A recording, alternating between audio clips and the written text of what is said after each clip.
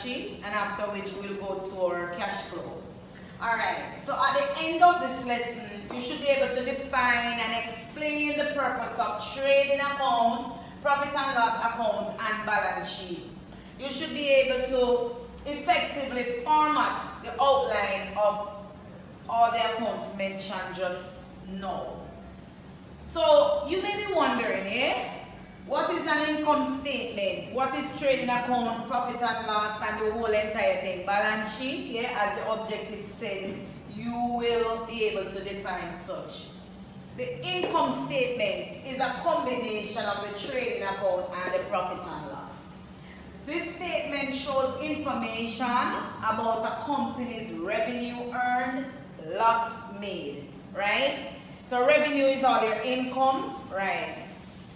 The trading aspect now, so the income statement is divided into two categories, good? First we have the trading account.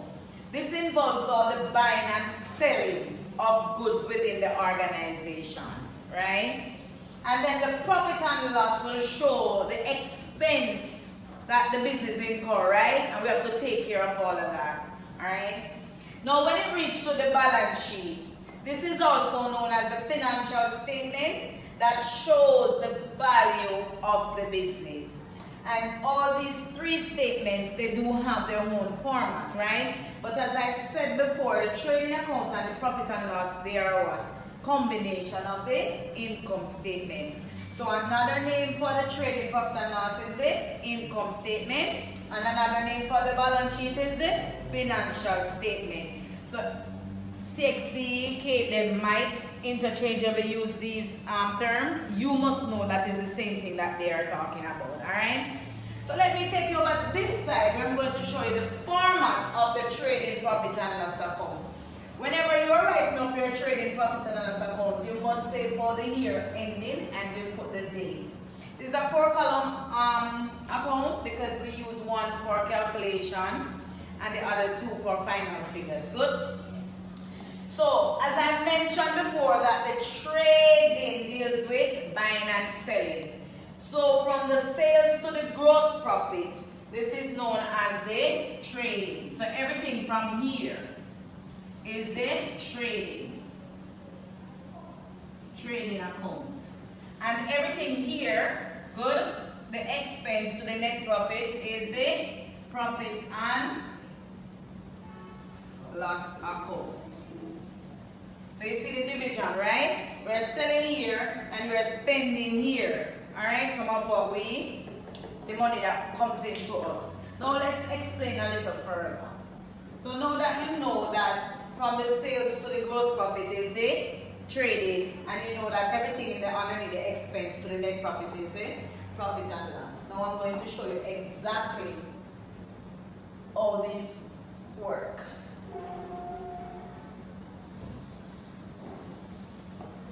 And we have sales. So you sell something. You remember from your sales journal? Right. So you sell. So the sales figure is both your cash sales and your credit sales. Good? And you'll put this figure right here. Whatever that figure is. So you remember when you sell something and the customer has a fault with it and they will return it?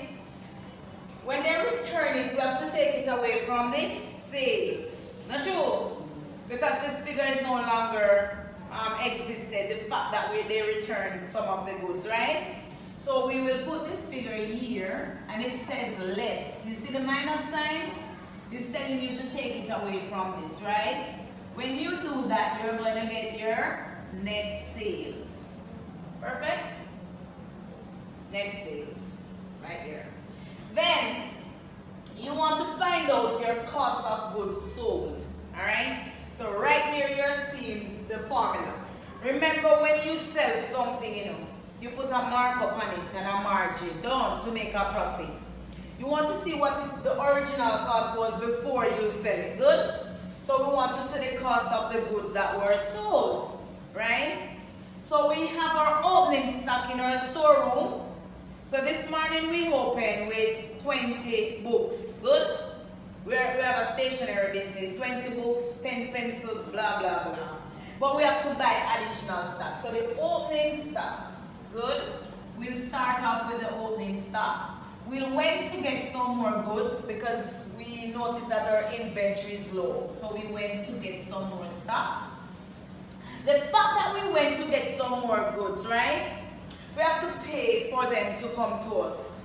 And that's why you have carriage inwards. And that's why we're going to add it as a cost to that. See that? Because it's involved purchasing. Good?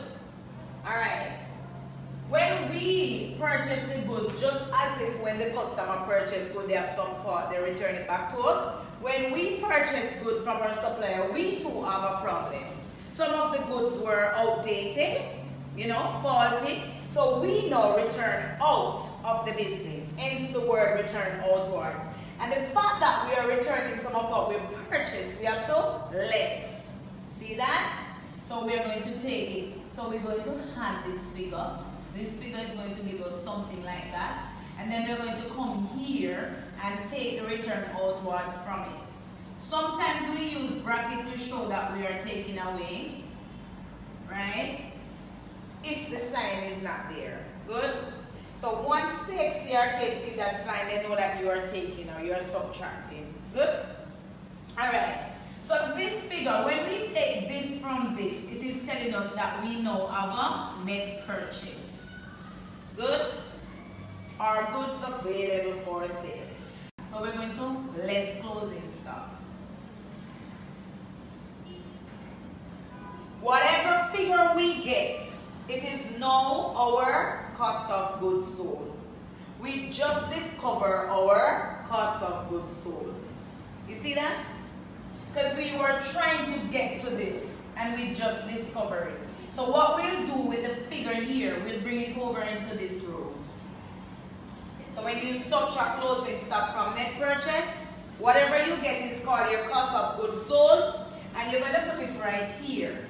And because it said less, you can use the bracket to show that you're going to subtract, right? So it is your cost of goods sold that is subtracted from your net sales that gives you gross profit. Now we arrive at our gross profit. But our gross profit is not for us to take home. It is not ours because we have some overhead expense. So it's like you're on the road, Delano and Neil, and you own a business and you sell all the goods.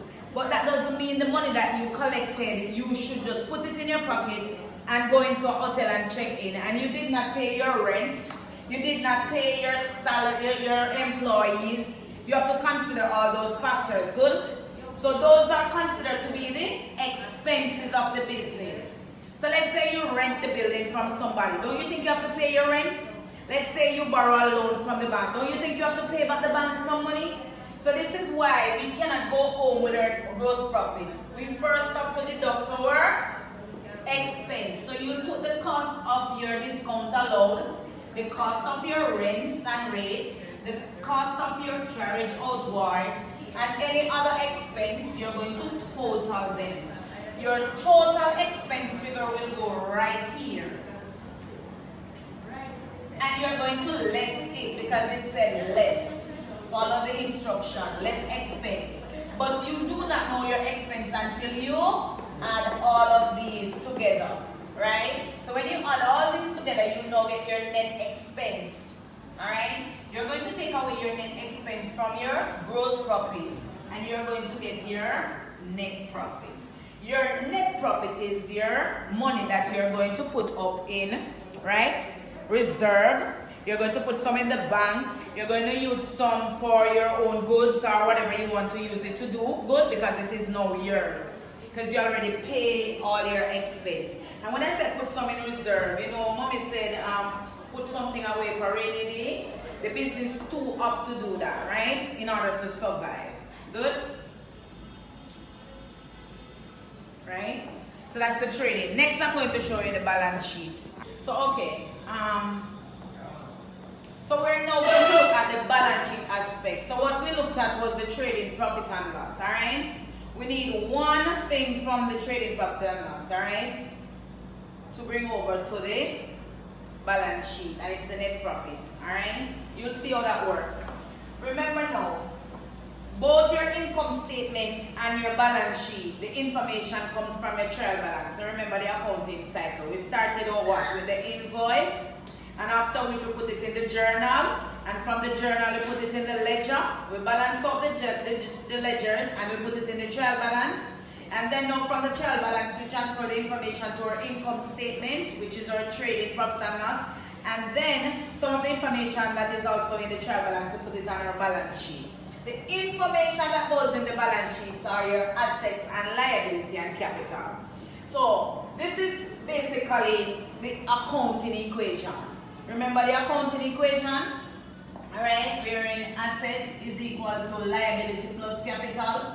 And if you want to find capital, you say assets minus liability. So the balance sheet is this one. Assets minus liability gives you your capital. So this is definitely like you're proving something, that your assets minus the liability really gives you back your capital, alright? So we are proving a point here when we do the balance sheet.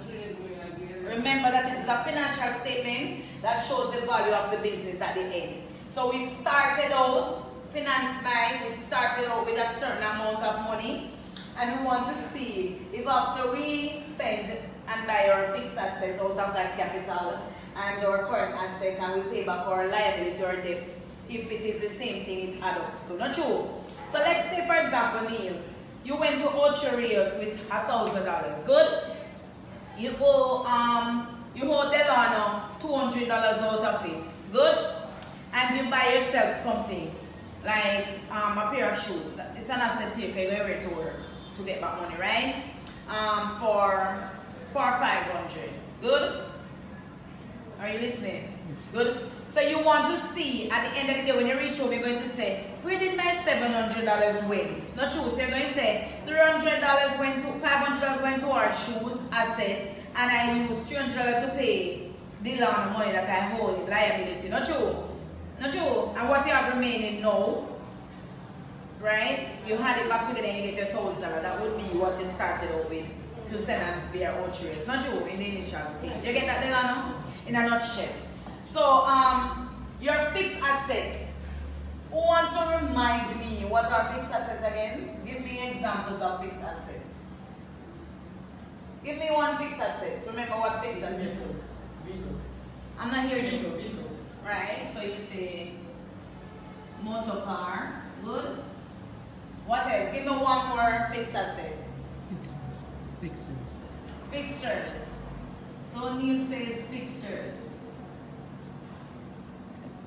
So you have fixtures and motor cars. Because we're going to use that in the business. They're not for sale, alright? But from time to time they do lose their value. So let's say the motor car was for $1,000 this year. Last year, 2015, good? And fixtures was for $500. The fixtures did not lose any value, so it remains at $500. But the motor vehicle, every year it depreciates. You all know how motor vehicle is, right? What you bought it for this last year, you cannot sell it for this year if you decide to sell, good? So let's say at $200, it was depreciated at $200. So what is it? At the end of 2016, the car is now valued what? 800. See? So that's how the depreciation works, good?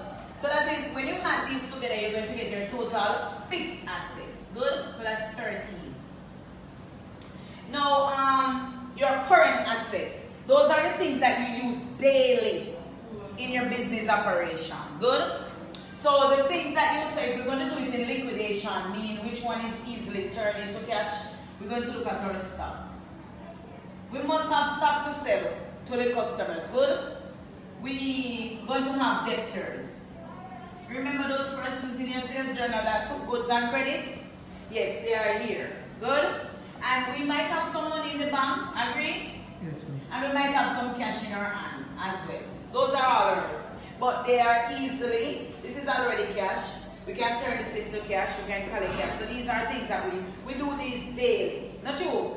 Right? We receive money, we spend money, we sell goods on credit, and we have stock to sell daily, right? So these are current. Current meaning now. It's happening now in the business. Good? So when you add up all of these, do this. Good? Cross the line. Then your current liability is the amount of money or whatever you owe for and is required to pay for within the first 6 months of business, right? It's current, you have to pay for it. No longer, it doesn't go over to a year. Some people do, but not necessarily. So let's say those creditors who we took goods from, the suppliers who we took our goods from, credit purchase and we did not pay them back. Alright, we owe them some money. But the time that they give us to pay the money is within 6 months. You know? So we call them current liability. Alright? So we'll put the current liability here. And probably bank overdraft. If we run out of money, the bank will allow us to use to draw our checks until we deposit again they took it from it, alright? So bank overdraft, it means that we owe the bank money, good? So that's also a current. Because they're not going to let us do it for a long term, right? It's like a loan. Alright, so after that, we're going to have this. Alright? And when we add this, we can put it here. When we add the total for the current asset, we can put the total here, total figure. And when we add long term, let's say we went to the bank and take a loan out, right? It's long term, because everybody know that loans, we're given a duration, probably a year or more to pay for it, good? So that's why it's called long-term liability. We're going to put the long-term liability here, good? And when you add this, you get 3, and we add it to the long-term, good? Whatever we get, we put it here. So we add the two liability together, and the figure that we get, we are going to less, because both of them said we should less. We are going to less the long-term and the current liability from our current assets. See? Whatever we get, we put it here. Good? Are you looking? When we get this, we are going to add it to this, because the remaining is our current asset. Listen again. We have current asset here. Good? We owe some money, right? We can either, we have a choice. We can pay our current liability from our current assets. Good? And after which we can minus our long-term liability. But we can also add our liability based on the accounting equation, all our liability together, and take it from this. Good? After which we had this together. And let's say we put it here. When we had it, it is now our working capital. See? This figure is now our working capital. Good? Then we want to prove if this, so we double line. We want to prove if finance, what we financed by the business comes back to what the operation was, right? So we would put our capital here, capital. That's what we started out with. We make some money from our trading. The net profit, we had net profit, we're going to put the total here. But let's say the owner went into the business and take out some money. We're going to less that money that the owner takes out of the business, right? Drawings. So we less drawings. Good? When you less, they put a bracket.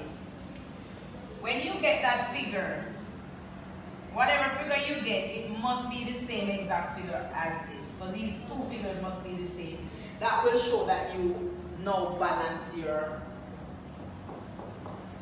the business operation for that period of time. Some persons do their balance sheet for a year, some do it for 6 months. But normally, you know, most people do it for a year. Alright? So that's the balance sheet. Remember, fixed asset, current asset. We can take away our current liability from our current assets. Good? And after which the figure, we can now go ahead and take away our long-term liability. Or we could add both liability and take it away from our asset figure. Regardless, we'll end up with the same. Then we want to prove if this, so we double line. We want to prove if finance, what we financed by the business comes back to what the operation was, right? So we would put our capital here, capital. That's what we started out with.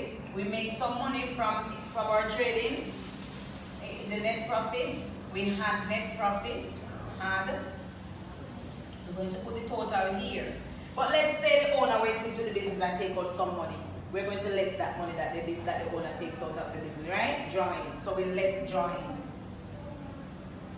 Good? When you less, you put a bracket. When you get that figure, whatever figure you get, it must be the same exact figure as this. So these two figures must be the same. That will show that you now balance the business operation for that period of time. Some persons do their balance sheet for a year, some do it for 6 months. But normally, most people do it for a year. Alright? So that's the balance sheet. Remember, fixed asset, current asset. We can take away our current liability from our current assets. Good? And after which the figure, we can now go ahead and take away our long-term liability. Or, we could add both liability and take it away from our asset figure. Regardless, we'll end up with the same thing here. Good? We can also leave it like that and then take away our liability at this end. Alright? Either way, we still have to do that. Good? I'd prefer if you leave it right here. Good? So this is the format. I'm going to allow you to take it down. Alright? After which you're going to try a sample for me. Good?